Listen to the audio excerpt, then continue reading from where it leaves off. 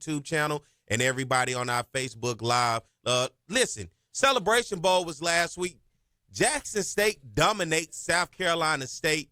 Let me ask you real quick, were you surprised at the fact of how Jackson State's defense came in and really suppressed Eric Phoenix, Caden High, and that high-powered South Carolina State offense? I mean, a little bit. I mean, because it was just so dominant, right, Perry? Now, I'm not surprised on how their defensive line play. I mean, Perry, all year long, all I've talked about is how good those two defensive tackles are in True Thompson and Jeremiah Williams, man. And they just dominated the line of scrimmage. And also, too, I really liked how aggressive that Quinn played, made his defensive game plan, because the biggest thing with Eric Phoenix is you can't let him catch a rhythm, man. You can't let him be comfortable in the pocket. And immediately you saw them bring a Stayus on the downhill blitz. They were really creative with their stunts up front and bringing pressure in creative ways and really making Eric Phoenix uncomfortable in the pocket.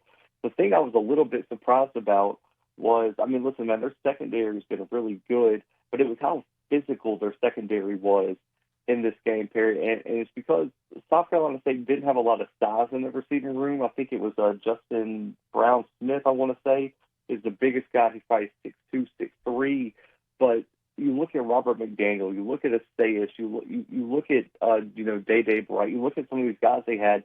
They were just so physical with them at the line of scrimmage that I think it really bothered South Carolina State's wide receivers, Perry, which led to drops and them being late on routes because I think they heard footsteps. They were trying to avoid contact, and Jackson did a great job of just disrupting the entire offensive flow for South Carolina State. Because, Terry, I think me and you both kind of knew South Carolina State wasn't going to run the ball very much, just because it's hard to run against this Jackson team with how athletic their linebackers are and how big and dominant they are on the defensive line. But I mean, for Jackson to dominate the line of scrimmage on both sides of the ball, and to do it, Perry, with some injuries, right?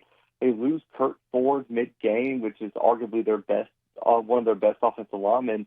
They just insert a freshman at guard and don't miss a beat on the offensive line. And for Jacoby and Morgan to answer the bell after being benched the week before and throw for 2 touchdowns and be accurate and be decisive with the football and his decision-making, man, I thought it was a all-around dominant performance by Jackson, man. And I'm not super surprised, man. I predicted them to win 10 games this year in the regular season. Before the year, they were my pick to get out of the SWAC East. But, man, the way they dominated this year, man, was super impressive. And you got to give a lot of credit to T.C. Taylor and that coaching staff. Definitely do. Let's go to the phone line real quick. We got Chris. Good morning, Chris. How you doing, man?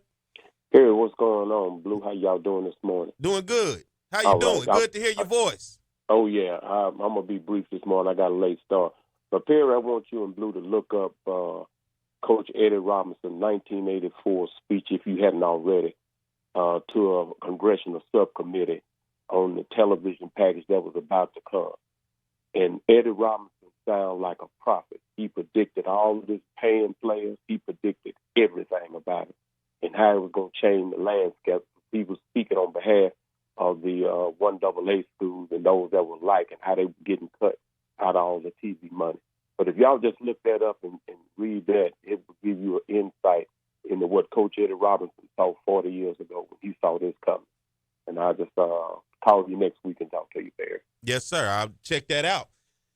You know, Blue, we're talking about that and what this world looks like today. Bill Belichick going to North Carolina and basically, what coaches didn't realize, he was going around case studying and put together basically the Bible of what he feel like how college football athletics should be, and basically going to turn North Carolina into like this farm league to head into the NFL. Your thoughts real quick. We got about a minute.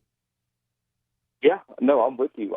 I think college football is more like professional sports today, and I think I think Bill Belichick's an interesting case study. If he's successful, I could see more college football programs going the NFL route to bring it, because you need that more of a GM role as a head coach now than ever before. And that's going to be interesting because, once again, we still got Alabama A&M out there with no head coach. I heard opportunities of different people. Who do you think A&M is going to get? Who do you think going to end up at Huntsville with the Bulldogs? I think they're making a big swing at Chennis Berry, but I just don't see that happening. I think it's going to be Sam Shade as the head coach of Alabama A&M if I had to put my money on it. What about Fred McNair? What would you think with Fred McNair at Alabama A&M? I wouldn't hate it. I liked Fred McNair there more than I did when he was rumored to go to the Texas schools. But I think Fred McNair's might be a fallback option there if Stan Shade or one of their other top targets falls through. But I think you're going to hear McNair's name linked to every job, just like I've heard his name linked with Valley because of the Mississippi ties.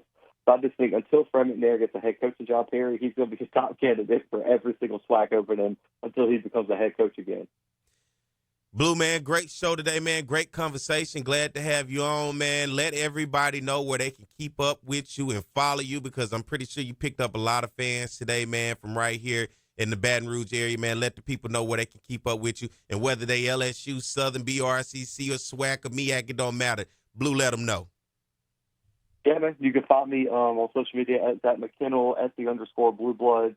The Blue Bloods on YouTube, all podcast streaming platforms, man, and FCS Football Central on si.com/college/FCS. And then on Sunday mornings, man, with my guy Perry White, as we chop it up about all things college football, man. But again, Perry, I appreciate you for inviting me on here, man. I had a blast. Man, hey, look, it's always a good conversation because I like to have conversation with folks who know what they talking about. And Blue, I must admit, man, your credential, baby. You know what you're talking about, man. And thank you for coming on this morning, Blue.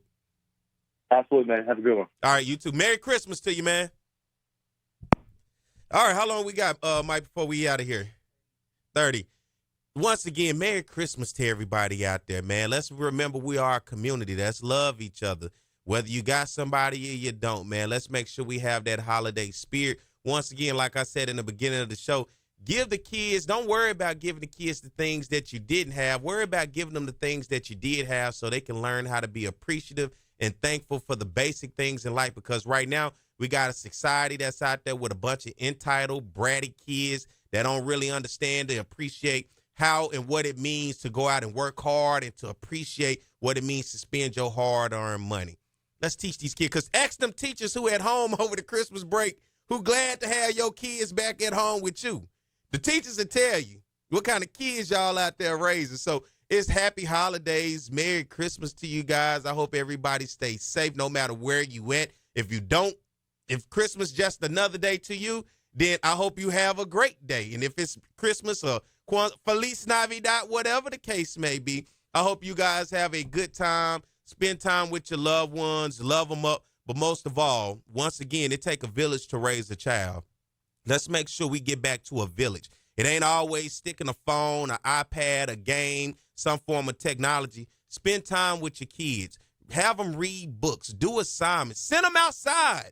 Go run and fall. Scrape your arm. Realize what life is like, because it ain't always sitting back easy watching social media. And biggest thing of all, life ain't everything that you see on social media. It ain't always pretty.